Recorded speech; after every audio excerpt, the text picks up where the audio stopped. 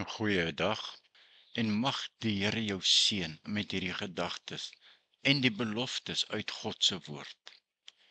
Ek sê wat die woord in 1 Korintiërs 1 vers 30 sê. Dis al wat ek sê. Ek is nie net vrygespreek nie, maar is ook heilig en ek is verlos en met Jesus verenig. Hoor ek in 1 Korintiërs 1 vers 30, as ek Jesus aangeneem het, bygesê, nê? Daar staan geskrywe: aan God is dit te danke dat julle met Christus Jesus verenig is.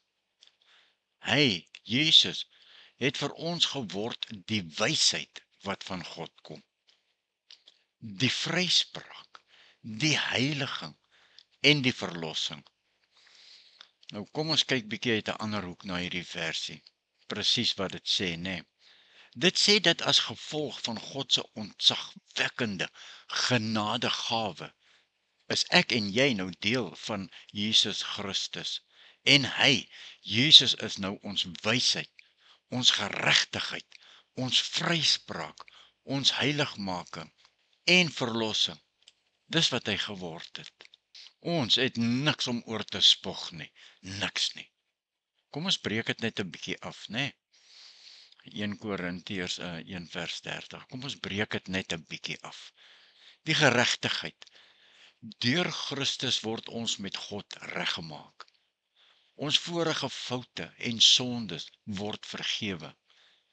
En ons word as regverdig in Christus in God se oë gesien.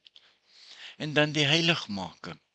Dit is die proses om heilig te word en afgesonder te word vir God se doel. Dit is 'n geestelike verandering. En dan die verlossing wat 1 Korintiërs 1 vers 30 van praat. Christus het ons van die sonde se greep bevry en ons die ewige lewe gegee.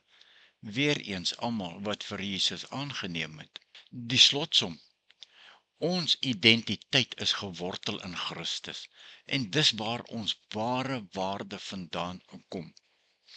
Daarom het Christene niks om op te roem nie. Hulle moet alleenlik op God roem, want God het wat niks was nie, naamlik sondaars, kinders van hom gemaak.